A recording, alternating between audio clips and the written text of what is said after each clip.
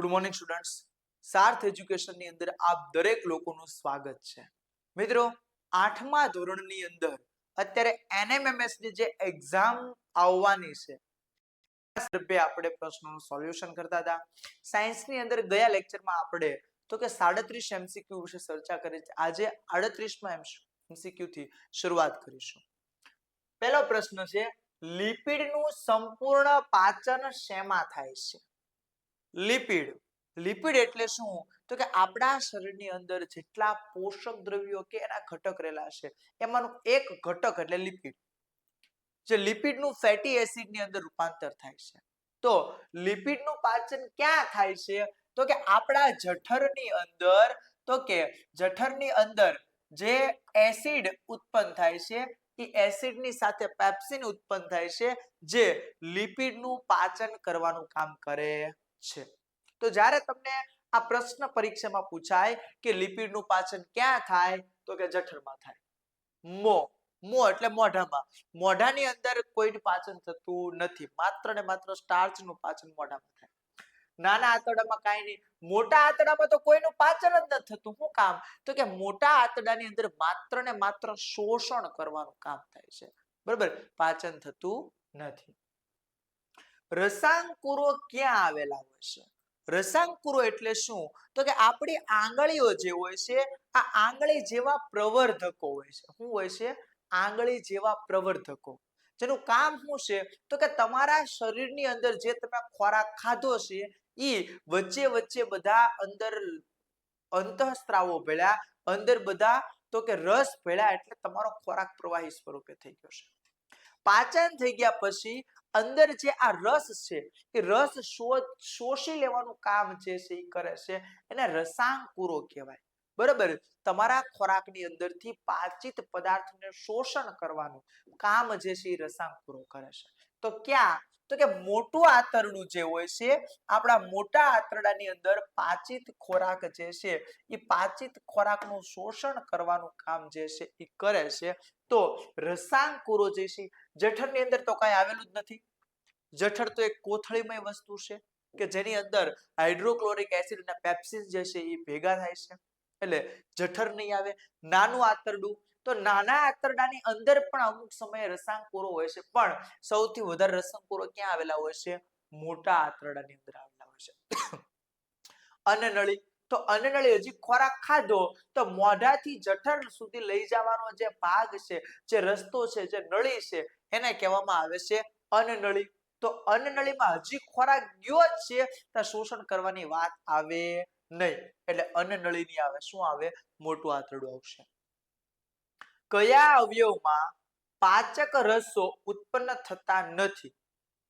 શું કીધું? તો કે કયો એવો અવયવ છે આપણા શરીરમાં કે જે પાચક રસ એટલે કે અંદર પાચક દ્રવ્યો જે છે એ અંદર સ્ત્રાવ નથી થતા, રસો સ્ત્રાવ નથી થતા? તો લાળ ગ્રંથિ, તો કે લાળ ગ્રંથિમાં લાળ રસનો સ્ત્રાવ થાય. જઠરની અંદર હાઇડ્રોક્લોરિક એસિડ, પેપ્સિન અને શ્લેષ્મનો સ્ત્રાવ થાય. નાનું આંતરડું, નાના આંતરડામાં તો ઘણા બધા રસાંકુરો જે છે રસ અંદર મોકલે છે. એક મોટું આંતરડું છે, આ મોટા આંતરડાની અંદર કોઈ રસનો સ્ત્રાવ થતો નથી. મોટા આંતરડાનું કામ શું છે? તો કે મોટા આંતરડાની અંદર માત્ર ને માત્ર તમે જે ખોરાક ખાધો છે એમાંથી પ્રવાહી સ્વરૂપને શોષણ કરવાનું, પ્રવાહી સ્વરૂપને શોષી લેવાનું કામ જે છે એ મોટા આંતરડામાં થાય છે. પિત્ત ક્યાં ઉત્પન્ન થાય છે? પિત્તરસ. આપણા જે પણ તમારા મગજમાં એ પ્રશ્ન થાય કે સાહેબ પિત્તરસ એટલે શું? તો તમે એક વસ્તુ વિચારો, તમે જે પણ ખોરાક ખાઓ, કોથમરી લીલા કલરની હોય, બાજરો સફેદ કલરનો હોય, મકાઈના દાણા પીળા કલરના હોય, મગની દાળ લીલા કલરની હોય, અડદકા, તો આ બધા અલગ અલગ કલરનો ખોરાક તમે ખાઓ છો. તમારા શરીરમાં આ ખોરાક પાચન થયા પછી અંતે કેવા કલરમાં ફેરવાય છે? પીળા કલરમાં ફેરવાય છે. તો એ પીળો રસ ક્યાંથી? આ પિત્ત રસ જે છે એ પિત્ત રસ તમે જે ખોરાક ખાવ છો એને પીળા કલરમાં ફેરવવાનું કામ કરે છે. તો પિત્ત રસ ક્યાં ઉત્પન્ન થાય? તો કે યકૃતની અંદર આ પિત્ત રસ જે છે એ પિત્ત રસ ઉત્પન્ન થાય છે. પિત્ત રસના ટોટલ 2 કામ છે. કેટલા કામ છે? 2 કામ જે છે એ પિત્ત રસ કરે છે. કયા કયા? એક તો તમારો ખોરાક જ્યારે જઠરની અંદર હતો ત્યારે એસિડિક સ્વરૂપે હતો. કયા સ્વરૂપે હતો? એસિડિક સ્વરૂપે. તમારો ખોરાક એસિડ સ્વરૂપે હતો, જે ખોરાકને શું કરે છે? બેઝમાં ફેરવવાનું કામ કરે છે. બીજી વસ્તુ તો કે પિત્તરસનો સ્ત્રાવ કરી અને ખોરાકને આલ્કલી બનાવે છે અને આ પીળો રસ જે છે એ ભેળવે છે. જઠરમાં તો કે જઠરમાં પિત્તરસને કઈ લેવા દેવા નથી. લાળ ગ્રંથિમાં એમાઇલેજ હોય છે. નાના આંતરડામાં ઘણા બધા જે છે એ પાચક રસો ભેળવાય છે, પણ એમાં પિત્તરસ હોતો નથી. જીભનું ટેરવું કયો સ્વાદ જલ્દી પારખી શકે છે? તમારી જીભ જે છે, આ જીભની અંદર તો કે અલગ અલગ શેડાથી અલગ અલગ ખૂણેથી અલગ અલગ રસનો સ્વાદ લેવામાં આવે છે. એમાં જીભનું જે આગળનું ટેરવું છે, આ આગળનું ટેરવું ગળ્યો રસ પસંદ કરે છે, પારખે છે. કયો રસ પારખે છે? ગળ્યો રસ. શું કીધું? જીભનું ટેરવું એટલે જીભનો આગળનો જે આ ભાગ છે આ જીભનું ટેરવું કયો સ્વાદ જલ્દી પારખે છે? તો જીભનું ટેરવું છે એ ગળ્યો રસ જલ્દી પારખી શકે. જીભનો છેલ્લે પાછળનો ભાગ છે એ કડવો રસ જે છે એ તો કે પારખી શકે. જીભનો વચ્ચેનો જે ભાગ છે એ ખારો રસ પારખી શકે અને સાઈડ જે છે એ તો કે ખાટો રસ જે છે એ પારખી શકે છે. પુખ્ત વયની વ્યક્તિમાં કુલ કેટલા દાંત હોય છે? હવે આ પ્રશ્ન તમને આવડે? આપણે બધાને કઈ 1 લાખ ભેગું 32 પાડી દઈશ. એ 32 પાડી દેવા એટલે હું મોઢાની અંદર રહેલા દાંત પાડી દેવાની વાત છે. તો મોઢાની અંદર કેટલા દાંત હોય? તો કે 32 દાંત હોય. હવે તમારામાંથી ઘણા લખણ ખોટા હોય, એમ કહે કે સાહેબ 32 ની અંદર થોડીક તો દાઢું હોય, પણ એ દાઢું કે દાંત બધું ગણાય દાંત જ છે. બરોબર? એટલે પુખ્ત વયનું, પુખ્ત એટલે મોટી ઉંમરના વ્યક્તિ, બરાબર, કે જે યંગ છે, અત્યારે એજની વચ્ચેના ગાળે પહોંચી ગયા ને પુખ્ત વય કહેવાય. આ પુખ્ત વયના વ્યક્તિના જે શરીર છે એ શરીરની અંદર કેટલા 32 જે છે એ દાંત આવેલા હોય છે. કડવો સ્વાદ જીભ, હમણાં તો આપણે વાત કરી ગયા. કડવો સ્વાદ ક્યાં પારખવામાં આવે?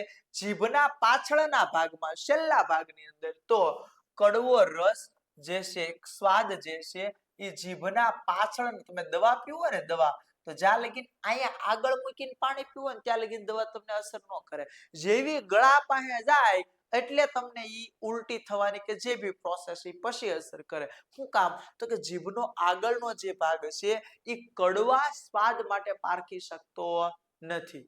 એ જ્યારે એ ભાગ પાસે પહોંચશે ત્યારે એ કડવો રસ એને અસર કરશે. આગળના ભાગ માટે તો એ ધૂળ જેવી ધૂળ જ છે, એનો કોઈ ટેસ્ટ હોતો નથી. ખોરાકને વલોવવાનું કાર્ય કોણ કરે છે? વલોવવું એટલે આમ તેમ ફેરવવું, બરાબર છે. તો જ્યારે તમે ખોરાક ખાવ છો ત્યારે એક દાઢથી બીજી દાઢ, આ આગળ પાછળ વલોવવાનું કામ કોણ કરે છે? જીભ કરે છે. અને જીભ અહીંથી ખોરાક જ્યારે શરીરમાં જાય ત્યારે જઠરની અંદર 3 કલાક સુધી ખોરાક પડ્યો રહેશે. તો 3 કલાક ત્યાં ખોરાક શું થાય છે? તો કે ફરતે ઓલું કેમ આપણે વોશિંગ મશીનમાં કપડા ફરે એમ ખોરાક ત્યાં વલોવાતો હોય છે, બરાબર છે. એટલે ટોટલ 2 જગ્યા, એક જીભ એને વલોવાનું કામ કરે અને એક જઠર જે છે ત્યાં વલોવાનું કામ થાય છે. એટલે તો કે જીભે ઓપ્શનમાં છે, જઠરે છે, નાના આંતરડામાં તો થાય નહીં. તો જવાબ કયો આવશે? એ બી બંને. હવે ગયો લેક્ચર તમે જોયો હશે મિત્રો, તો તમને આપણી શોર્ટકટ ટ્રીક યાદ આવી ગઈ હશે. શોર્ટકટ ટ્રીક આપણે શું કહેતી હતી? તો કે જ્યારે તમે પેપર દેવા જાઓ, તમારા MCQ ની અંદર અથવા તો તમારા વિકલ્પની અંદર એ બી બંને એવો ઓપ્શન આપેલો હોય એટલે સીધો ટીક કરી નાખવાનો, કોઈને પૂછ્યા વગર. આપેલ તમામ એવો પણ વિકલ્પ આપેલો હોય તો સીધો ટીક કરી નાખવાનો, કારણ કે એ બી બંનેને આપેલ તમામ તો જ આપેલું હોય જો ઉપરના વિકલ્પ છે એ જવાબ હોય તો. એટલે આપેલ તમામ કે એ બી બંને આપ્યું હોય એટલે કોઈને પૂછ્યા વગર સીધો એ પ્રશ્ન ટીક જ કરી નાખવાનો, બરાબર છે. ઓકે. યકૃતમાં કયો પાચક રસ ઉત્પન્ન થાય છે? હમણાં તો આપણે વાત કરી કોણ હોય? પિત્ત રસ હોય, કારણ કે યકૃત જે છે એ યકૃત શું કરે છે? તો કે પિત્ત રસના સ્ત્રાવ કરવાનું કામ જે છે એ કરે છે. હવે એ સિવાયના ઓપ્શન જોઈએ. સ્વાદુ રસ નો આવે, કારણ કે સ્વાદુ રસ સ્વાદુપિંડમાં ઉત્પન્ન થાય છે. આંત્ર રસ નું આવે, આંતરડામાં ઉત્પન્ન થાય છે. બધા જ વિકલ્પ નથી, જો ઘણી વખત બધા વિકલ્પ ન પણ હોય. બરાબર છે. સ્વાદુપિંડમાં કયો પાચક રસ ઉત્પન્ન થાય છે? હમણાં જ વાત કરી, કયો થાય? સ્વાદુપિંડ થાય. જેવા નામ એવા જ લખણ. સ્વાદુપિંડમાં સ્વાદુ રસ ઉત્પન્ન થાય. બરાબર છે. એટલે અમુક વસ્તુ છે એ નામને આધારે હાલતી હોય, એ આપણે સમજી જવાનું.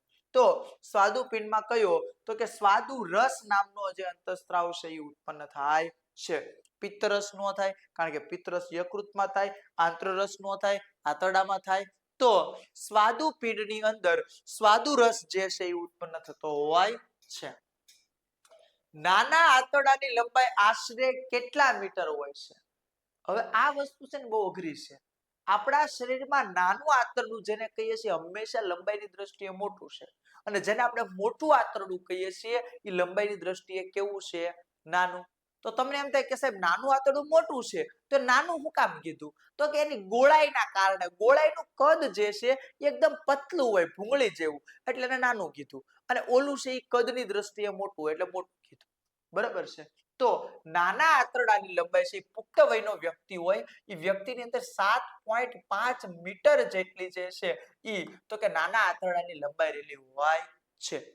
નાના આંતરડાની લંબાઈ કેટલી હોય? 7.5 મીટર જેટલી લંબાઈ હોય છે. 7 મીટર નહીં, 8 મીટર નહીં, 7.9 નહીં, 7.5 મીટર જે છે એની લંબાઈ રહેલી હોય છે. જડબાના આગળના દાંતને શું કહેવામાં આવે છે? હવે છે ને આપણા આખા દાંતના નામ છે, તો એની અંદર આવશે છેદક દાંત. છેદક દાંત એટલે હું? તો કે છેદ કરતા, કાણા પાડતા દાંત. આપણા આગળના દાંત છે ને કોઈ પણ વસ્તુ તોડવાની હોય એવું કહેવાય, એટલે આપણે આગળના આ દાંતથી આપણે ઉપયોગ કરતા હોય. તો જડબાનો જે આગળનો ભાગ છે, આગળના દાંત છે ને એ દાંતને શું કહેવામાં આવે છે? છેદક દાંત. રાક્ષસી દાંત કોને કહેવાય? આ બંને સાઈડ જે બે એક એક દાંત આવેલા હોય ને આ દાંતને મિત્રો રાક્ષસી દાંત કહેવાય. પછી અગ્રદાઢ. દાંત પૂરા થાય, આગળના દાંત પૂરા થાય, જે પહેલી દાઢ હોય ને એને અગ્રદાઢ કહેવાય. મોટી દાઢ, તમારી દાઢની છેલ્લી મોટો દાંત જેવો જે ભાગ છે ને મોટી દાઢ કહેવાય. તો આગળના જડબાના દાંત છે ને શું કહેવામાં આવે છે? છેદક દાંત તરીકે ઓળખવામાં આવે છે. કયો પાચક રસ કાર્બોદિત, ચરબી અને પ્રોટીનનું પાચન કરી શકે છે? એક સાથે ત્રણ વસ્તુનું પાચન. કોનું કોનું? તો કે કાર્બોદિતનું પાચન કરવાનું છે, ચરબીનું પાચન કરવાનું છે અને પ્રોટીનનું પાચન કરવાનું છે. એક સાથે આ ત્રણે ત્રણનું પાચન કોણ કરે છે? સ્વાદુ રસ જે છે આ સ્વાદુ રસ એક સાથે ત્રણે ત્રણ વસ્તુનું પાચન કરે છે. હું કીધું? તો કે હવે તમને વાત કહી દઉં, પિત્તરસ જે છે એ ખોરાકને આલ્કલી બનાવે છે. આંત્રરસ છે એ પણ આ બધાના પાચનમાં આવે છે, પણ ત્રણે ત્રણ એક સાથે નહીં, અને ત્રણેય તો આવે જ નહીં. તો સ્વાદુરસ, સ્વાદુપિંડમાંથી ઉત્પન્ન થતો જે સ્વાદુરસ છે આ સ્વાદુરસ ત્રણે ત્રણ વસ્તુનું કાર્બોદિત, ચરબી અને પ્રોટીન આ ત્રણે ત્રણનું પાચન કરવાનું કામ કોણ કરે છે? સ્વાદુરસ કરે છે. કયા પ્રકારના દાંત શેરડી સોલવા માટે વપરાય છે? શું કીધું? કયા પ્રકારના દાંત જે છે એ શેરડી સોલવા માટે વપરાય છે? તો મિત્રો આપણા આગળના જે જડબાના દાંત છે એ જડબાના દાંત દ્વારા આપણે તો કે શેરડી જે છે એ ફોલી શકીએ છીએ. અહીંયા તમને પ્રશ્નમાં જવાબ અગ્રદાઢ આપ્યો છે. દાઢ દ્વારા કોઈ દિવસ શેરડી જે છે એ આપણે ફોલી શકાય નહીં. તો શું આવશે? છેદક દાંત. આપણે આગળના જે આ જડબાના દાંત છે એ દાંતથી આપણે શેરડી જે છે એ ફોલતા હોઈએ છીએ. અંદર દાઢથી કોઈ દિવસ શેરડી ફોલી શકાય નહીં. તો છેદક દાંત છે એના દ્વારા આપણે ઓલી શેરડી ફોલી શકીએ. રાક્ષસી દાંત, રાક્ષસી આ જે બંને દાંત હોય એને રાક્ષસી દાંત કહેવાય, એનાથી પણ શેરડી ન ફોલાય. મોટી દાઢ કે અગ્રદાઢ, દાઢ દ્વારા પણ આપણે ફોલી શકતા નથી. નાના આંતરડાના શરૂઆતમાં સી આકારનો જે ભાગ હોય છે એને શું કહેવામાં આવે છે? પક્વાશય તરીકે ઓળખવામાં આવે છે. શું કહેવામાં આવે છે? પક્વાશય. આપણા શરીરમાં જે નાનું આંતરડું હોય છે આ નાના આંતરડાનો આગળનો સી આકારનો જે ભાગ છે આ આગળના સી આકારના ભાગને શું કહેવામાં આવે છે? પક્વાશય તરીકે ઓળખવામાં આવે છે. મનુષ્યમાં દુધિયા દાંત કેટલા હોય છે? બરાબર. હવે ઈ વસ્તુ વિચારો, દુધિયા દાંત અને આગળના જે દાંત છે ને દુધિયા દાંત કહેવાય. બરાબર છે. અથવા તો બાળક નાનું હોય એવા સમયે જે દાંત આવે ને દુધિયા દાંત કહેવાય. તો ત્યારે 20 દાંત હોય છે અને જેમ જેમ બાળક મોટું થાય ત્યારે 20 દાંત પડી જાય, દુધિયા દાંત પડી જાય અને પછી પરિપક્વ થાય ને ત્યારે 32 દાંત જે છે આવતા હોય છે. એટલે 20 જે છે એ દુધિયા દાંત છે. જ્યારે કોઈ પણ બાળક જન્મે અને શરૂઆતના જે દાંત આવે છે, આ શરૂઆતના કુણા દાંતને આપણે દુધિયા દાંત કહેવામાં આવે છે અને દુધિયા દાંતની સંખ્યા કેટલી હોય છે? 20 જેટલી હોય છે. નીચેના પૈકી કયું અંગ મનુષ્યના પાચન અંગ છે? પાચન અંગ એટલે તો કે ખોરાકનું પાચન કરતા અંગ કયા છે? તો તમને મિત્રો ઓપ્શન આપ્યા છે. સૌથી પહેલા મુખ ગુહા, તો કે વાત સાચી. મુખ ગુહા જે છે એટલે કે આ મુખ ગુહા એટલે મોઢાનો આગળનો ભાગ, જ્યાંથી આપણે ખોરાક ખાઈએ છીએ. તો આપણે કાલે એક લાઈન ભણી ગયા કે ખોરાક જ્યારે મોઢામાં જાય તરત ત્યાંથી જ એનું પાચનની શરૂઆત થાય છે. એમાઇલેઝ નામનો અંતઃસ્ત્રાવ સ્ટાર્ચનું પાચન કરે છે. તો કે હા ભાઈ, મુખ ગુહા જવાબ આવે. બીજું છે અન્નનળી. તો અન્નનળી જે છે ઈ પણ વચ્ચે વચ્ચે જ્યારે એમાઇલેઝ ભળેલો હોય છે સ્ટાર્ચનું પાચન કરે છે. જઠર, જઠરની અંદર શું હોય છે? તો કે HCl, પછી શ્લેષ્મ અને પેપ્સિન, એ પણ પાચન આવે. એટલે આપેલા બધા જ વિકલ્પ, તમને જે આપેલા તમામ જે છે એ તમામ વિકલ્પ છે એ જવાબ તરીકે સાચા છે. તો છેલ્લો વિકલ્પ ડી, આપેલ તમામ જે છે એ જવાબની અંદર આવશે. ઘાસ ખાનારા પ્રાણીઓમાં ઘાસને ઝડપથી ગળી જાય છે અને નિરાતના સમયે ફરી મોંમાં લાવી બરાબર ચાવે છે. આ પ્રક્રિયાને શું કહેવાય? તમને બધાને ખબર છે, વાગોળવું કહેવાય. આપણે ભેંસ જ્યારે ચરવા માટે જાય ત્યારે એક સામટું કેટલું બધું ખોરાક જે છે એ પોતે ગળી જાય અને પછી જ્યારે નવરી પડે ત્યારે પેટમાં ગયેલો જે ગળા સુધી અંદર ઉતારેલો ખોરાક છે એને પાછો બહાર લાવે અને બહાર લાવી ધીમે ધીમે એને ચાવ્યા કરે. આ પ્રક્રિયાને શું કહેવામાં આવે છે? વાગોળવું. એની ઈ વસ્તુને ફરી વખત ચાવવી એટલે એને શું કહેવામાં આવે છે? વાગોળવું તરીકે ઓળખવામાં આવે છે.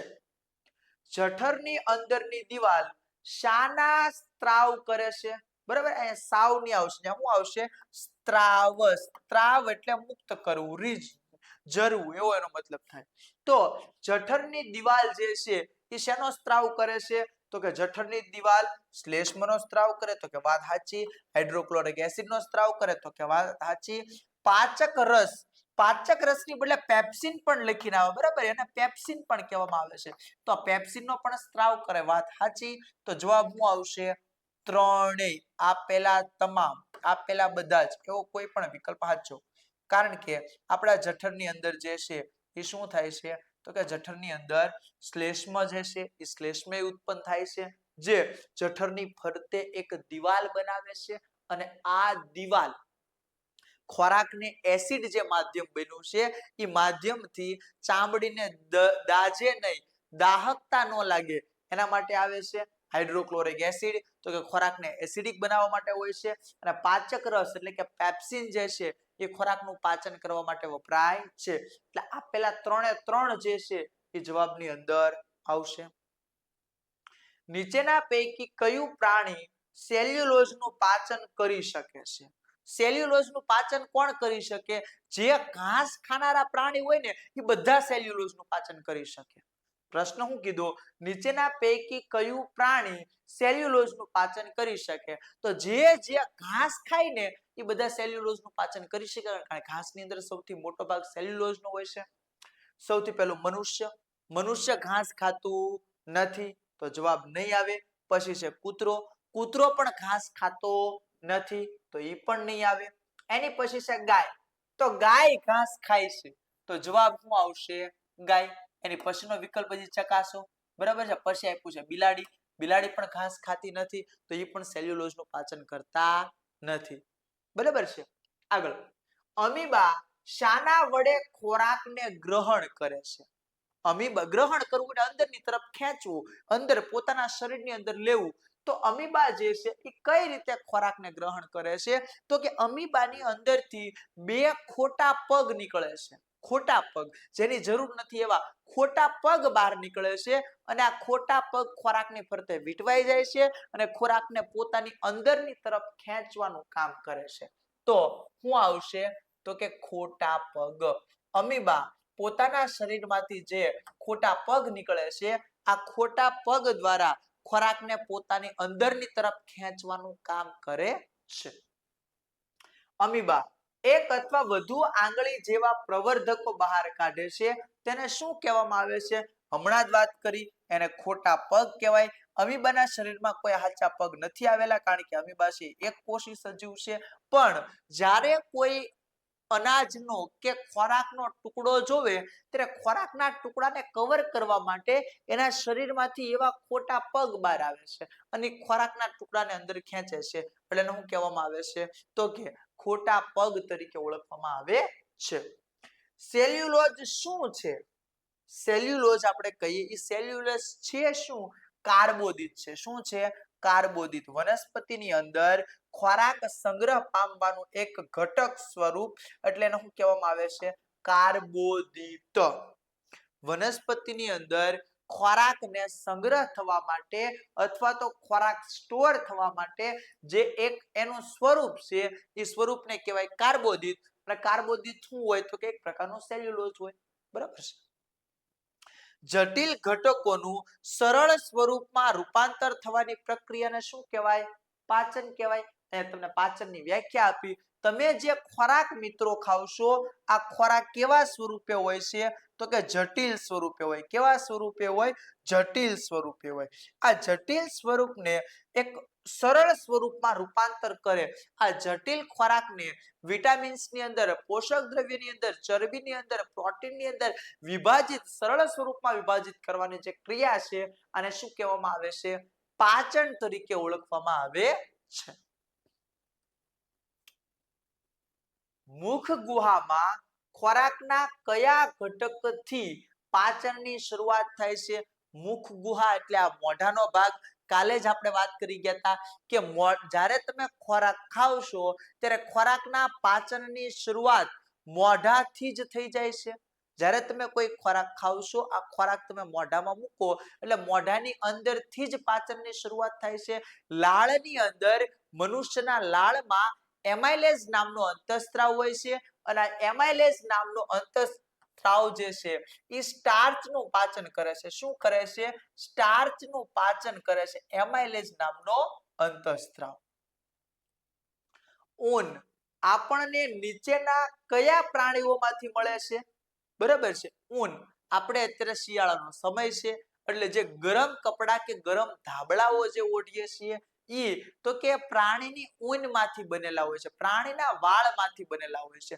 તો કયા કયા પ્રાણી એવા છે જેમાંથી આપણને ઊન મળે?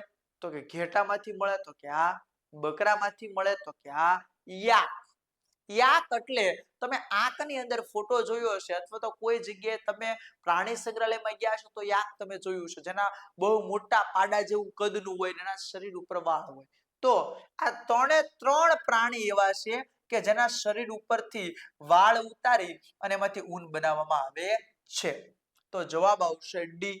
ઘેટામાંથી તે તો કે બનાવવામાં આવે છે ઊન, બકરામાંથી ઊન બનાવવામાં આવે છે, યાકમાંથી ઊન બનાવવામાં આવે છે.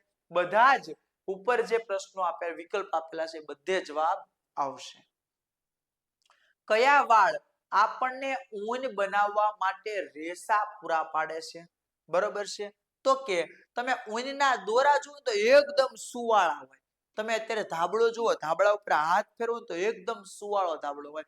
તો સુવાળા વાળ જે હોય છે આ સુવાળા વાળ એકદમ સુવાળા વાળ હોય એમાંથી ઊન આપણે બનાવી શકીએ છીએ. બરકટ વાળ હોય એમાંથી બને નહીં. બરાબર, બરછટ વાળ હોય એમાંથી નો બને, બંનેમાંથી નો બને, એક પણ નહીં એમાંથી નો બને. સુવાળા વાળ એકદમ ઘેટા ઉપર તમે હાથ ફેરવો તો એકદમ લીસા વાળ હોય. બરાબર, પછી એમાં ધૂળ ને એવું હોય તો વાત અલગ છે, બાકી પ્યોર એકદમ લીસા હોય. તો એમાંથી તો કે ઊન બનાવી શકાય છે. તિબેટ તથા લદ્દાખ જેવા પ્રદેશમાં કયા નામના પ્રાણીનું ઊન પ્રચલિત છે? તો આપણે અહીંયા ઘેટા, બકરા ને ઈ બધું હોય છે, જ્યારે ઠંડા પ્રદેશમાં યાક હોય છે. આ યાક જે છે એ વિસ્તારનું જે છે એ એક વિશિષ્ટ પ્રાણી છે અને જે હિમાચલ પ્રદેશ છે, તિબેટિયન પ્રદેશ છે કે લદાખ જેવા વિસ્તાર છે આ વિસ્તારની અંદર યાક જે છે એ ઊન આપવા માટે અથવા તો વાળ આપવા માટે જાણીતું પ્રાણી બને છે. ઊન આપનારા લામા અને અલ્પાકા પ્રાણીઓ ક્યાં જોવા મળે છે? તો લામા જે છે એ પણ એક પ્રાણીનું નામ છે અને અલ્પાકા એ પણ એક પ્રાણીનું નામ છે જે અમેરિકાના દક્ષિણ ભાગમાં એટલે કે દક્ષિણ અમેરિકામાં જોવા મળે છે. બરાબર છે. અમેરિકા દેશનો દક્ષિણ પ્રદેશ એની અંદર જે છે એ આ પ્રાણીઓ જોવા મળે છે. અંગોરા ઊન કયા પ્રાણીમાંથી મળે છે? તો અંગોરા નામના પ્રાણીમાંથી જ અંગોરા ઊન મેળવવામાં આવે છે. અંગોરા જે છે એક પ્રકારના ઊનનો પ્રકાર છે જે પ્રાણીમાંથી મેળવવામાં આવે છે એના વાળ ઉપરથી. તો એના નામ ઉપરથી જ આ ઊનનું નામ આપવામાં આવે છે કે અંગોરા પ્રાણી ઉપરથી કે એમાંથી અંગોરા નામનું જે ઊન છે એ મેળવવામાં આવે છે. કોશેટોથી રેશમ સુધી થતી પ્રક્રિયાના સોપાનને કેટલા હોય છે? કોશેટો જે છે એ રેશમ આપતા એક જીવડાઓ છે એક સજીવો છે જેમાંથી રેશમના તો કે તાતણાઓ નીકળે છે. તો કોશેટોથી રેશમ સુધી પહોંચવા માટે 6 સોપાનો હોય છે. કેટલા હોય છે? 6 સોપાનો. આ 6 સોપાનો પાર કરી અને કોશેટોમાંથી આપણને શું તો કે રેશમ જે છે એ સુવાળા તાતણા મળતા હોય છે. જમ્મુ અને કાશ્મીરમાં કયા પ્રકારની બકરી જોવા મળે છે? અંગોરા નામની જે બકરી છે અથવા તો અંગોરા નામના જે પ્રાણી છે એ અંગોરા નામના પ્રાણી જમ્મુ અને કાશ્મીરમાં જોવા મળે છે. કાશ્મીરી નહીં, જ્વાલાઈ નહીં, યાકે નહીં. યાક ક્યાં હોય તો કે યાક તિબેટ ને લદ્દાખમાં હોય. ગુજરાતમાં ઘેટા ને બકરા હોય. જમ્મુ કાશ્મીરમાં અંગોરા હોય અને માલા અને અલ્પાકા દક્ષિણ ભારતમાં હોય. આ દરેકે દરેકના નામ તમારે યાદ રાખવા પડશે મિત્રો. આની અંદર સમજવાની કોઈ એટલે કોઈ પદ્ધતિ નથી. આ માત્ર ને માત્ર યાદ રાખવાની તો ગોખવાની સિસ્ટમ છે. હું તમને એમ કહું કે અંગોરા જમ્મુ કાશ્મીરમાં છે તો એ તમારે યાદ જ રાખવું પડે. આની કોઈ સમજવાની સિસ્ટમ નથી. બરાબર છે. કાશ્મીરી બકરીઓ વડે મળતું ઊન કયા પ્રકારનું હોય છે? સુવાળું. બરાબર છે. કાશ્મીરી બકરીઓ જે હોય છે એ કાશ્મીરી બકરીઓનું ઊન કેવું હોય છે? એકદમ સુવાળા વાળ હોય અને એમાંથી ઊન જે બને છે એ ઊન પણ કેવું હોય છે તો કે સુવાળા ઊન જોવા મળે છે. ઘેટાઓના શરીર પરથી તેની પાતળી ચામડી સહિત રૂવાટીને ઉતારવાની પ્રક્રિયાને શું કહેવામાં આવે છે? કાતરવું. શું કહેવામાં આવે છે? કાતરવું. ઘેટા જે હોય છે એ ઘેટાના શરીર ઉપરથી રૂવાટી અથવા તો વાળ દૂર કરવાની જે પ્રક્રિયા છે આ પ્રક્રિયાને કાતરવું તરીકે ઓળખવામાં આવે છે. જેમાં એની પાતળી ચામડીઓ સહિત આખું એને તો કે કાતરી લેવામાં આવતું હોય છે. કાપેલા ઊનને સાફ કરવાની પ્રક્રિયાને શું કહેવામાં આવે છે તો કે ઘસવાની પ્રક્રિયા અથવા તો ધોવાની પ્રક્રિયા અથવા શુદ્ધિકરણની પ્રક્રિયા. જે શબ્દ તમને આપી તમારો જવાબ સાચો. અહીંયા તમને ઘસવાની પ્રક્રિયા કીધું છે. પિયત નો આવે પાણી પાવાની પ્રક્રિયા કે વર્ગીકરણ એટલે છૂટા પાડવું થાય, કાતરણી એટલે કાપવું થાય. તો એમાંથી એકેય ઓપ્શન નહીં આવે. કયો ઓપ્શન આવે? ઘસવું, ધોવું. બરાબર છે. જે પણ તમે ઊન લાવો છો એ ઊનને સાફ કરવાની જરૂર પડે છે અને સાફ કરવાની પ્રક્રિયાને શું કહેવામાં આવે છે? ઘસવાની પ્રક્રિયા તરીકે ઓળખવામાં આવે છે. વાળને ઘસવાની પ્રક્રિયા બાદ કઈ પ્રક્રિયા કરવામાં આવે તો કે એકવાર વાળ ઘસાઈ જાય, ધોવાઈ જાય પછી બધા પ્રકારના વાળને છૂટા પાડવા પડે. વાળને બધા અલગ અલગ કરવા પડે. આ છૂટા પાડવાની પ્રક્રિયાને વર્ગીકરણ કહેવામાં આવે છે. શું કહેવામાં આવે છે? વર્ગીકરણ. વર્ગીકરણ એટલે છૂટા પાડવું. બરાબર છે. તો જ્યારે એકવાર આ વાળ ધોવાઈ જાય, ઊન એકવાર ઘસાઈ જાય, ધોવાઈને સાફ થઈ જાય, એ સાફ થઈ ગયેલા વાળ હવે છૂટા પાડવામાં આવે છે અને છૂટા પાડવાની પ્રક્રિયાને શું કહેવામાં આવે છે? વર્ગીકરણ તરીકે ઓળખવામાં આવે છે. ઘેટા અથવા યાકની ખાલી જગ્યામાંથી ઊન મળે છે. શેમાંથી? રૂવાટીમાંથી. જો રૂવાટી શબ્દ જો તમને વિકલ્પમાં આપ્યો છે તો મિત્રો તમારો જવાબ બનશે રૂવાટી. પણ જો રૂવાટી શબ્દ નથી આપ્યો તો વાળ શબ્દ આપ્યો હોય તો વાળ પણ સાચો. યાક અને ઘેટાના રૂવાટીમાંથી અથવા તો વાળમાંથી જે છે એ ઊન મેળવવામાં આવે છે. કોઈ પણ પ્રાણી હોય આ પ્રાણીમાંથી જ્યારે ઊન મેળવીએ તો શેમાંથી? તો કે એના વાળમાંથી, એની રૂવાટીમાંથી જે છે ઊન મેળવીએ છીએ. રેશમની કીડાનો ઉછેર કરવાની પદ્ધતિને શું કહેવામાં આવે છે? તો કે એપીકલ્ચર અથવા તો ચેરીકલ્ચર તરીકે ઓળખવામાં આવે છે. બે માંથી જે શબ્દ આપ્યો હોય તમારે લખી નાખવાનો. ચેરીકલ્ચર લખ્યું તોય વાંધો નહીં, એપીકલ્ચર લખ્યું તોય વાંધો નહીં. બરાબર છે? એમાં એવું છે કે રેશમના કીડા અને જે મધમાખીનો ઉછેર છે આ બંને સામાન્ય રીતે સરખી રીતે થાય છે. મધમાખીનો ઉછેર થાય એને એપીકલ્ચર કહેવામાં આવે છે અને રેશમના કીડાનો જે ઉછેર થાય એને ચેરીકલ્ચર તરીકે ઓળખવામાં આવે છે. એગ્રીકલ્ચર નું આવે કારણ કે એગ્રીકલ્ચર એટલે તો કે ખેતીની અંદર જે પાકનો ઉછેર થાય એને એગ્રીકલ્ચર કહેવામાં આવે છે. પિયત એટલે પાણી પાવું એટલે એને નો કહેવાય. બાગાયતી જે ખેતીનો પ્રકાર છે એને નો કહેવાય. પણ રેશમના કીડાનો જે ઉછેર થાય છે એને ચેરીકલ્ચર તરીકે ઓળખવામાં આવે છે. નાની રૂવાટી વાળા ઊનના તંતુને શું કહેવામાં આવે છે? બર. જે રૂવાટીના વાળ હોય છે એ તાતણાને બર તરીકે ઓળખવામાં આવે છે. શું કહેવામાં આવે છે? બર. નર નો કહેવાય, નર પુરુષોને કહેવાય, જર નો કહેવાય. જર જે પણ પ્રાણી કોઈ બચ્ચાને જન્મ આપે છે એની સાથે જે માંસપેશી નીકળી આવે છે ને જર કહેવાય. ફર, ફર એટલે ફરવું થાય. પણ જે વાળ છે, નાની નાની રૂવાટીઓ છે, નાના નાના તાતણાઓ છે એના બર તરીકે ઓળખવામાં આવે છે. ઊનના વર્ગીકરણનું કામ કરનારા લોકોને કયા પ્રકારના બેક્ટેરિયાનો ચેપ લાગે છે? એન્થ્રેક્સ નામના બેક્ટેરિયા છે જે પ્રાણીની અંદર ઉત્પન્ન થતા બેક્ટેરિયા છે. જે એન્થ્રેક્સ નામના બેક્ટેરિયા છે અને વાળની અંદર આ બેક્ટેરિયા સૌથી વધારે જોવા મળે છે. ફૂગ નો જોવા મળે. ફૂગ ભેજવાળી જગ્યાએ જોવા મળે છે. ક્લોરોક્સ નો જોવા મળે જે ગંદકીમાં જોવા મળે છે. ડાયરિયા ઈ જરમાંથી હોય છે. તો એન્થ્રેક્સ નામના બેક્ટેરિયા છે. આ એન્થ્રેક્સ નામના બેક્ટેરિયા પ્રાણીઓના વાળની અંદર અને રૂવાટીની અંદર હોય છે. તો જે લોકો આ વાળ ધોવાની, સાફ કરવાની કે ઊન બનાવવાની પ્રક્રિયા કરતા હોય એ પ્રક્રિયાની અંદર આ એન્થ્રેક્સ નામના બેક્ટેરિયા છે એનો ચેપ લાગતો હોય છે. ઊન ઇન્ડસ્ટ્રીમાં કામ કરતા લોકોને કયો રોગ થાય છે? તો શોર્ટ્સ રોગ. શોર્ટ્સ રોગ જે છે ઈ આ એન્થ્રેક્સની સાથે બેક્ટેરિયા ભળી અને થતો રોગ છે. તો જે લોકો ઊન બનાવવાની કંપનીમાં કામ કરતા હોય આ ઊન બનાવવાની કંપનીની અંદર એને કયો રોગ થાય છે? તો કે ઇન્ડસ્ટ્રીની અંદર શોર્ટ્સ રોગ નામનો રોગ થાય છે. કોલેરા નો થાય. કોલેરા જે છે હું તો કે ગંદુ પાણી કે એવી રીતે થાય. ટાઇફોઇડ તો કે ટાઇફોઇડ જે છે વાસી ઓલાથી.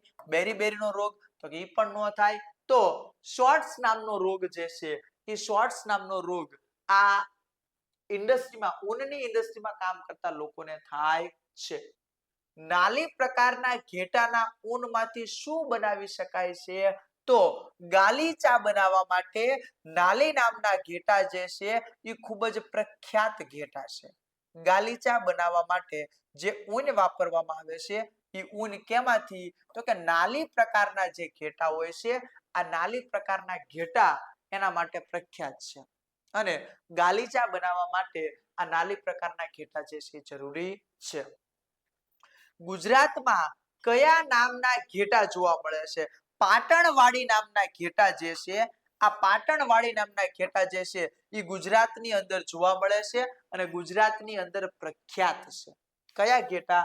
પાટણવાડી નામના જે ઘેટા છે આ પાટણવાડી નામના ઘેટા ગુજરાતની અંદર સૌથી વધારે જોવા મળે છે અને પ્રખ્યાત પણ છે. મિત્રો આપણે ગુજરાતની અંદર પરીક્ષા આપીએ છીએ એટલે આ પ્રશ્ન આવવાની શક્યતાઓ જે છે એ વધારે રહેશે. ડિમ્બ એટલે શું?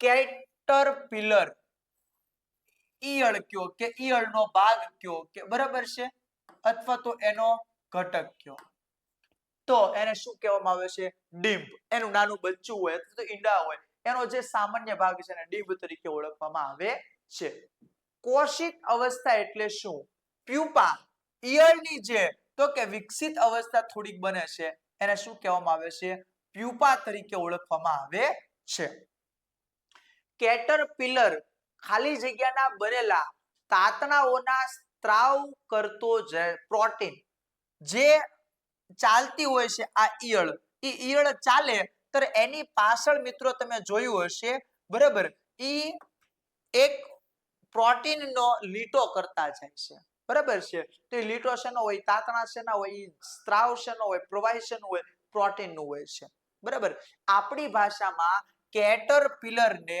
કાઠિયાવાડી ભાષામાં ડોશી તરીકે ઓળખવામાં આવે છે શું કહેવામાં આવે છે ડોશી એક પ્રકારની ઈયળ આવે છે બરાબર છે તો એને શું કહેવાય તો કે ઈ કેટરપિલર જ્યારે ચાલે છે ત્યારે અહીંયા એક લીસોટો પડે છે એક લીટો પડે છે જે ચીકણો પદાર્થ સ્ત્રાવ કરે છે ઈ શેનો હોય છે પ્રોટીનનો હોય છે રેશમનો નરમ તાતણો ખાલી જગ્યાના તાર જેટલો મજબૂત હોય છે સ્ટીલ જેટલો મજબૂત હોય કેટલો સ્ટીલ જેટલો રેશમના જે કીડામાંથી રેશમનો જે તાતણો બનાવવામાં આવે છે એ તાતણો ખૂબ જ વધારે સ્ટ્રોંગ અને મજબૂત હોય છે તો એને તમને સરખામણી કોની હારે કરી સ્ટીલ સાથે સરખામણી કરી છે તો રેશમનો તાતણો છે ખૂબ જ મજબૂત એટલે કે સ્ટીલ જેટલો તો કે મજબૂત હોય છે સામાન્ય રેશમનો કીડો કયા નામે ઓળખાય છે ડિંભ તરીકે ઓળખાય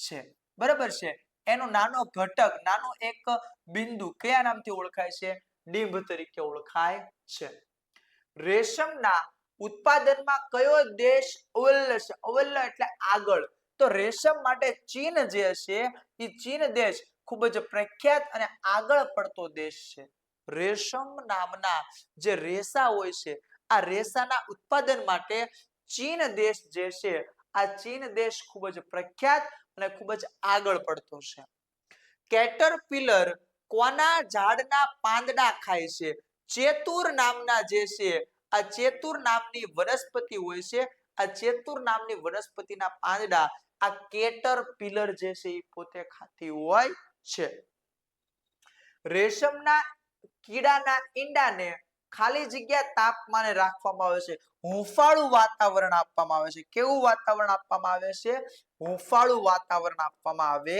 છે કોને રેશમના જે કીડા હોય છે આ રેશમના કીડાના ઈંડાને એક હુંફાળું વાતાવરણ આપીએ તો એ પોતાની અવસ્થા જીવંત રાખી શકે છે એટલા માટે રેશમના કીડાને બચાવવા માટે અથવા તો સાચવી રાખવા માટે હુંફાળું વાતાવરણ આપવામાં આવે છે કોના સંપર્કમાં આવતા રેશમનો તાર બને છે હવાના સંપર્કમાં આવતા બરાબર છે રેશમ જે છે આ રેશમમાંથી ઉત્પન્ન થયેલી જે દોરા છે તાતણા છે હવાના સંપર્કમાં આવતા એ પોતે એક તાર બને છે ડીંભને શેતુરના તાજા તોડેલા પાંદડા સાથે ખાલી જગ્યા ન્યુટ્રેન્ટમાં રાખવામાં આવે છે